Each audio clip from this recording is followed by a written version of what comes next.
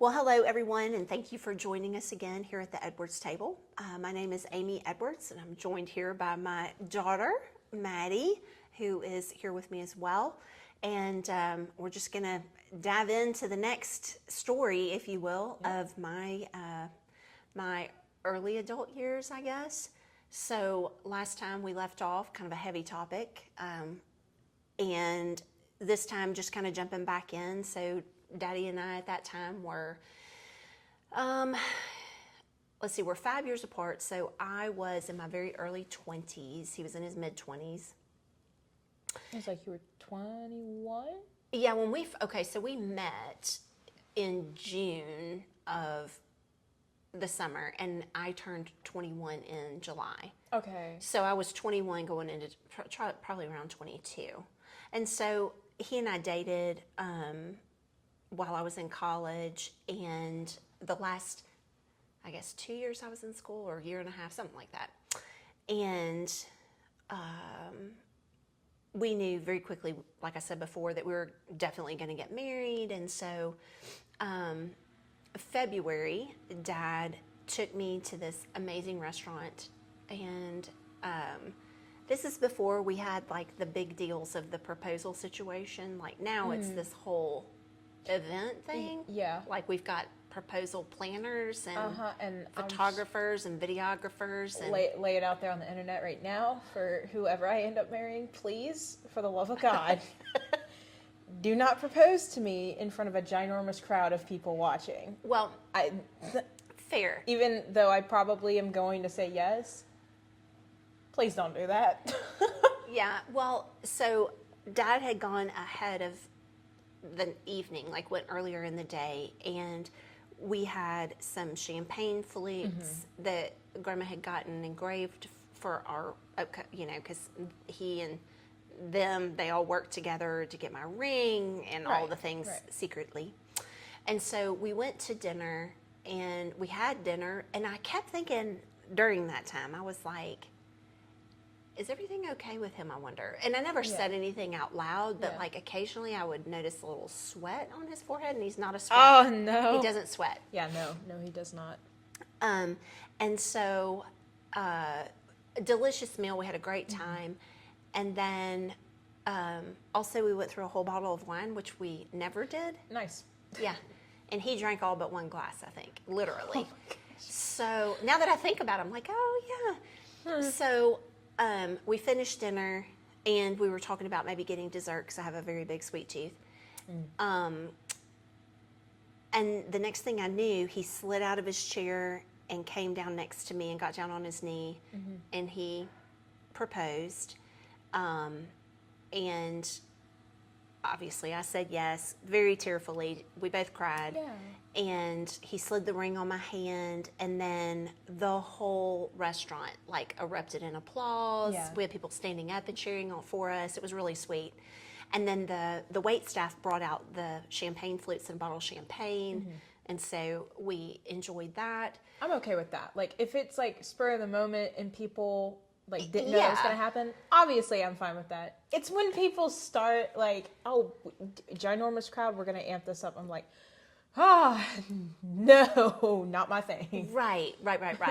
And I mean, for me too, like being in a restaurant with all those people watching or whatever, of course, in that moment, you're so lost in just each other's, thoughts and talking and whatever. Yeah. Everything else is just kind of fuzzy. You're not really paying attention terribly there. But from there, we went out and met up with Grandma and got drinks down at the Peabody Hotel, and it was magical. Like it was everything and then some. The only thing that I can ever say about the proposal situation is that Dad did it on Valentine's Day. So like, people will ask me now, oh, do y'all celebrate Valentine's Day? I'm kind of like, I mean, not really, because he proposed. So like, we go grab dinner or whatever, but I feel like our marriage pretty much is the celebration daily of Valentine's Day. Right. So it was just kind of funny. I'm like, well, you can never, like, you're not going to one up proposing. So yeah. there's Valentine's Day for me, is that when I got proposed to. And so that was February. I was, like I said, I was in school, finishing up. I still had a little over a year to go in college. And up to that point, I mean, you know, Dad and I, we had a great relationship, lots of fun, tons of talking. You know, Memphis, not a super up and coming city when it comes to like nightlife and stuff. Right. Then, like, it was kind of a sleepy town, especially then. I think maybe it's pepped up a little bit since then, but when we were there, you know, all those years back, like, restaurants closed, the kitchen closed at 9 or 10. Right. I mean, so like, you weren't going out and doing all kinds of wild stuff because there wasn't anything wild to do. But like, we just spending time together, we loved it. It was so much fun. We had a good time, great relationship, like I said. And all of Dad's family was in Atlanta. So we would go back and forth, like we would drive over and go visit and whatnot, see Annie and Aunt Lisa and Uncle David, and all of Dad's friends. Yeah. So that was really cool. So, like, engagement was super fun. One thing that was a little bit tricky was, at the time, Grandma was married, and there was, I think, like, a job situation there or something that kind of shifted. And with that was, like, this very quick shift in excitement for Dad and I to get married to we just stopped talking about it. And it was, I didn't quite understand. And of course, you know, I'm in my early 20s. I'm super excited to get married. All I want to talk about is my wedding, you know, all the things or whatever. And so as time went on, the months kept going by, and I was like, you know, we wanted to get married like the following spring. And the more I kept trying to talk about it, the more resistance I was meeting. And so I wasn't getting like a, yes, let's go do this or let's go do that. And so, like, in the springtime, they host or like, it might be late winter, like maybe January, February, but they host this bridal expo. They have one here too, in the Austin area. They do, and it's like all these vendors come in, and so you can like meet photographers and florists and videographers and all the things, and maybe see a sampling of their work or whatever. And so I was like, well, let's go do that, and that was a no. And let's go shop for a wedding dress, and that was a no. And so as time went on, I finally figured it was really time for me to move out. Now, while I was in college, I lived in the dorm, even though I was in the same city. But when school was out in the summertime, I would come and live at home. And so I was also working a job, same, I don't know if I ever talked about this before here, sorry y'all, but where I was a camp counselor. And then they did, during the school year, they did an after-school program. And so I worked there. And there was a girl that I was working with, and we were both in the same boat. Within the year, we were both going to get married. And so she already had an apartment, and one of her roommates was moving out. And I was like, oh, cool. Well, I'll move in and close out your lease. Y'all get married, and then John and I are right behind you getting married. So it's like perfect timing and whatever. And so I started kind of getting those plans together, and, you know, I went forward with planning my wedding because I was going to get married. And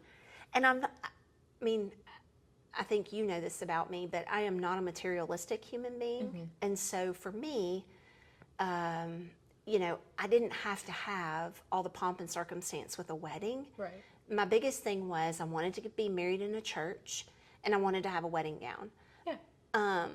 I'd love to have pictures, and obviously I'd love to have a reception with an expectation it didn't have to be anything over the top. It could be very simple. And unfortunately, the fellow that Grandma was married to at that time was very affluent, and with affluence comes expectation.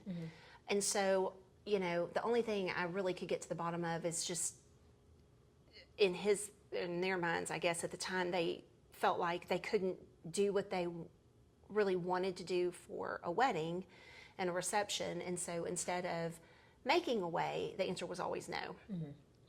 And so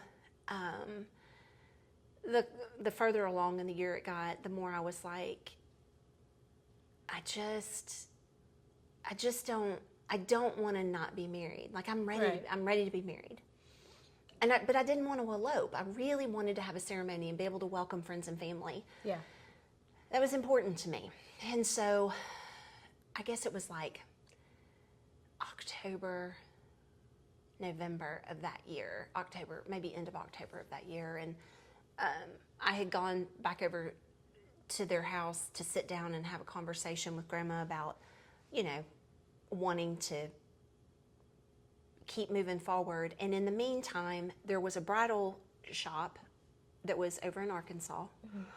It's still there today. Oh. It's called Lowe's Bridal. And a lot of girls would go over there and shop for a wedding gown. Well, once a year they held a very big sale. And you could go and drive over and buy gowns off the rack for like 80% off. Yeah. That's really nice. Yes. So I kept asking. Everybody kept saying no. So I grabbed my best friend from college, and she and I went, and I found my wedding dress, and I bought it and got a killer deal. It was a Maury Lee, and it's crushed silk, and it was everything I wanted at the time. I look at it now, I'm like, ooh, maybe not now, but back in the day. Hey. Back in the day. Yeah. And so when that was, I guess, like I said, maybe, I don't know, late winter, early spring when that happened, they had the big sale and all the things. And so when Grandma and I sat down to talk, I was sitting her down to let her know that I was just going to move in with my friend for the rest of the year until Dad and I got married in May is when we were talking about getting married. And unfortunately, that conversation took a very quick turn, and it became extremely, an extremely volatile situation. So Grandma got very upset, and I think you know me well enough to know I dig my heels in as well, and I fight back. And so verbally just at each other, whatever, and by the end of it, it wound up becoming a yelling match that turned into me getting kicked out. And so my things got thrown over the second floor balcony in the house. I called Dad and asked him if he would please come over, and I had him outside. He wasn't allowed to come in the house, but I had him outside, and wound up loading all of my things up there and left. And like I said, I think that was like late October. And Dad and I talked about it later on, and I told him, I was like, of course I told my girlfriend that I was going to move in with, and she was like, well, you're not moving in with me because I'm not like trying to have drama like that in my life and whatever. And I was like, absolutely understood that. Like, no judgment there. I get it. I wouldn't want that either. And so Dad had an apartment, and I talked to him, and I was like, I have one more semester after this one. So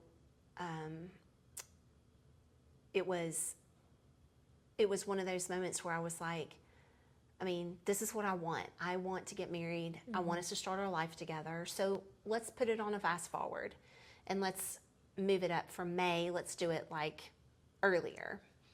So I called our church where we were going, and I talked to the lady who oversaw like events or whatever, and she gave me one weekend that was available, and it was the weekend of January the 11th. And I was kind of like, ugh. I really wanted to try to get it in December so we could use all the greenery and not have to have decorations, because your girl here not making big dollars working at Right. a church and going to school full time. Yeah.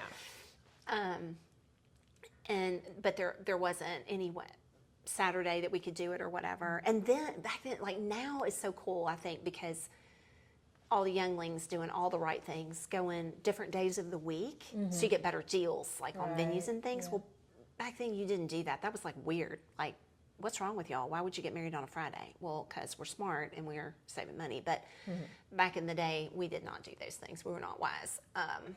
And so we were very traditional.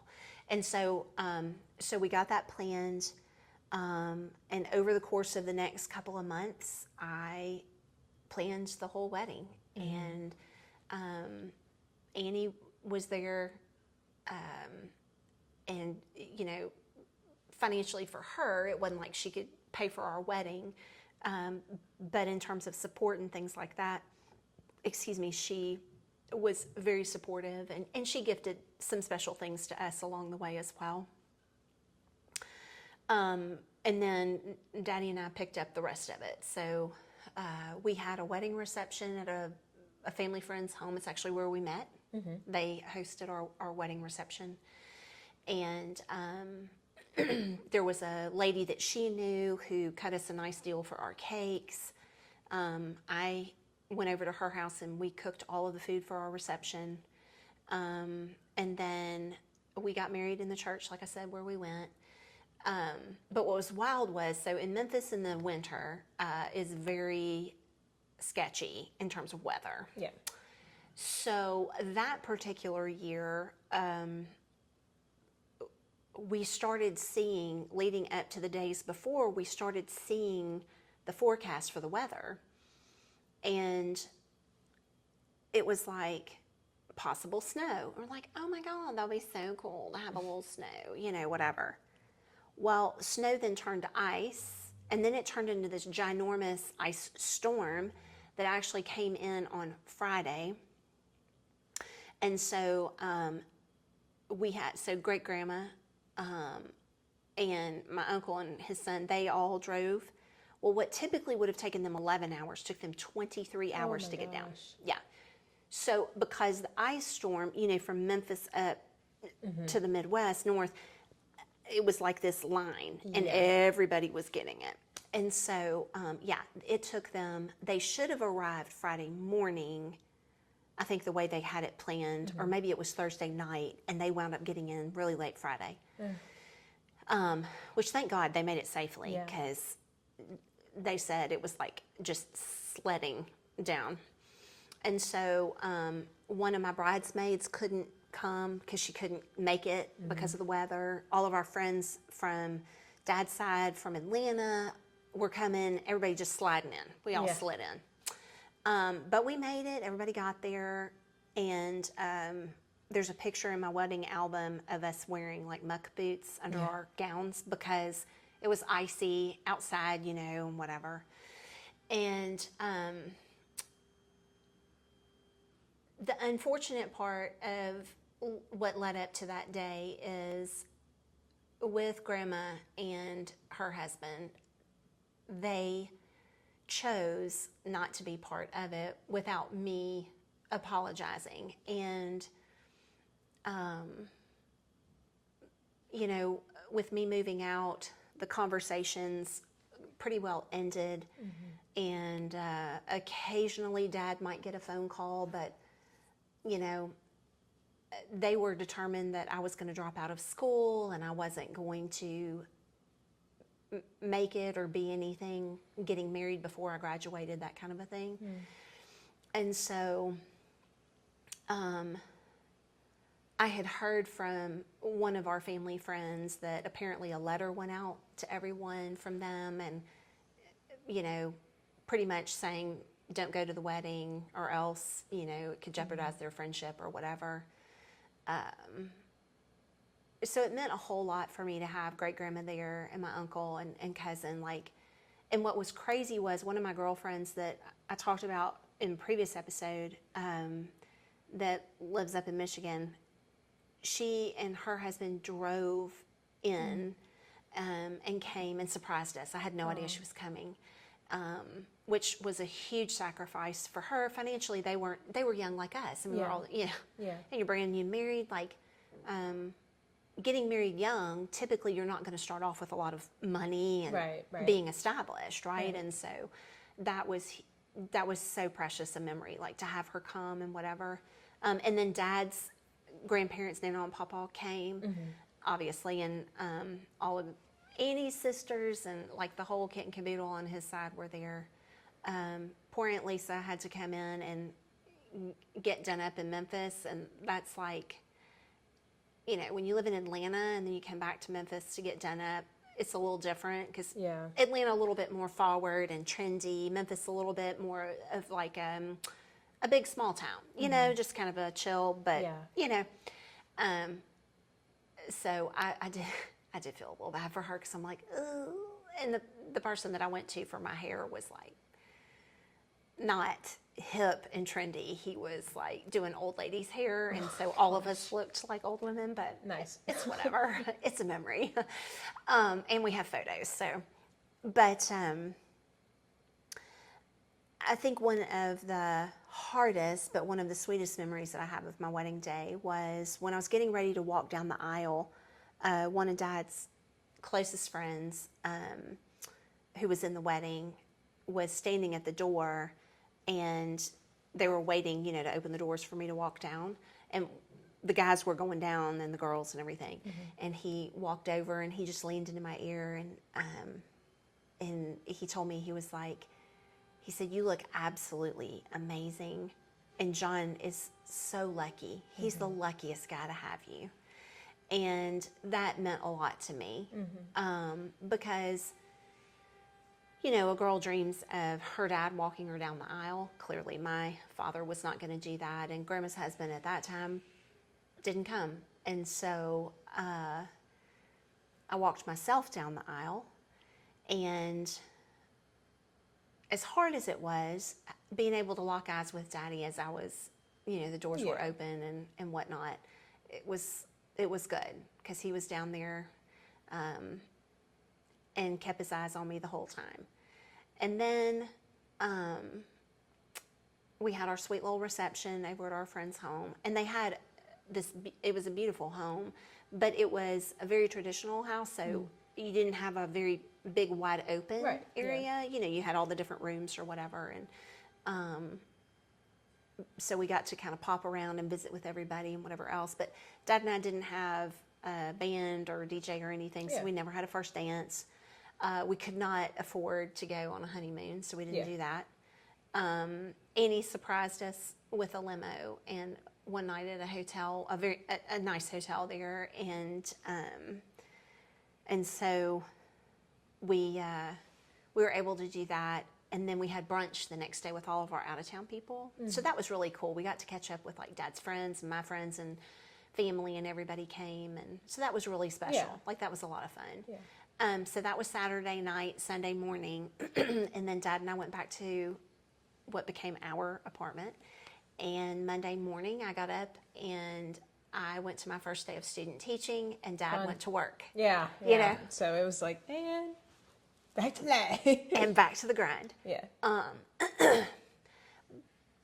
But you know what? It was, for all that I had hoped I would get to have, and things like that, it still was. It was a great day. Yeah. And very nice to celebrate with friends and family who made it, sled in. So that part of it was super cool. And like I said, Annie surprised us along the way with some really special things, which was very nice. But that was how we started our marriage, Dad and I. I think if you sat us down together now and talked to us, we've been married over 28 years. Had we known then what we know now, right? I think that we both would say that was probably a little bit of foreshadowing of things yet to come. Sure. Some ups and downs that we might be experiencing, But at that moment in time, we loved each other and knew beyond a shadow of a doubt, like, this is the one I want to spend the rest of my life with. So, so I went and did my semester of student teaching, and I was the first in my family to ever attempt college. And albeit when I came home from Alabama and started back to the University of Memphis, I came home with a 199 or a 0.99. I don't even remember. It was just a horrific GPA, like totally just in the pits. But when I graduated from college, I'd worked really hard to get myself out of that, and graduated with I think it was like a 349, and so I missed honors by 1/100th of a point. I had earned that. Like, my freshman year just trounced my whole GPA, and having to pick up paying for college my last semester, paying for the wedding. You know, there was a lot that we were taking on debt-wise, and so, you know, there was stress there. But I still, like, I fought hard to make, you know, as many A's as I could to dig myself out of that hole. And I was super proud of myself for making that kind of an effort. But again, you know, and not that I anticipate having like all kinds of pomp and circumstance around me graduating college or whatever. But like great grandma couldn't make the trip. I mean, that was, you know, she'd already come down once within the year or whatever. But we did have Annie come, and some friends of the family came that day or whatever. So that was really sweet of them, because state school graduations like that, I mean, there's like thousands of people graduating, and it's like how many hours, and you're in this huge like convention center, and it's just like, it's hot. Oh, it's awful. Or it's freezing. Yeah, like or yours freezing. was, with the ice under it. Yeah. So, yeah, I was very proud of myself for doing what I did. Like I got my bachelor's in education. I took my license exam, and I got licensed and certified. So I came out of college ready to go. So yeah, I was proud of myself. So that was May of the same year. And yeah, so that was kind of how our marriage started. The first 6 months were a little wild, but we made it through. Yeah, and from the apartment, we moved into this wee little house. That was actually a friend of Daddy's family who she had used it as rental property and was like, you know, I would love for y'all to have this. I'm kind of tired of doing the rental thing or whatever. And so we said yes. And the week of my spring break in school is kind of when it happened. Yeah. So it was like in March. So still kind of chilly in Memphis. So we got married in January. So this was February, March. And Daddy and I went in there. And Annie actually came over and helped too. And bless her for that, because I'm going to tell you, it was disgusting what she did to help me. But like taking a rental house that was built in the 1940s. Yeah. And this was the 1990s, so it's like over 50 years old. And we cleaned, I think, every ounce of grease that had ever been expelled in that house. We cleaned it out of that kitchen. And it was a wee little kitchen. It was so tiny. Yeah. It probably wasn't bigger than our table in length, and just a little bit wider, but not by much. And so she and I cleaned. Dad went in and like we stripped the hardwood floors, pulled out all the carpet, stripped the floors, and redid everything. But that was our first house. Right. So yeah, that was first 6 months of marriage. We got married, redid and moved into a house in a week, and I graduated college. Okay. So it's good times. Yeah, fun start. Yes, it was a very good start. So yeah, so that was kind of where we landed. So for now, I guess I'll stop there, because I know the next story that I have to tell is going to take a few minutes. Yes. And yeah, very good times. I feel like this SNL skit. Yeah. Oh, goodness. Well, thank you all to anyone who has tuned in for this episode, and definitely look forward to having y'all come join us again in the upcoming future for the next little bit of my 20s, because the next little bit is a wild ride as well. So thanks for stopping by, y'all. We'll see you next time.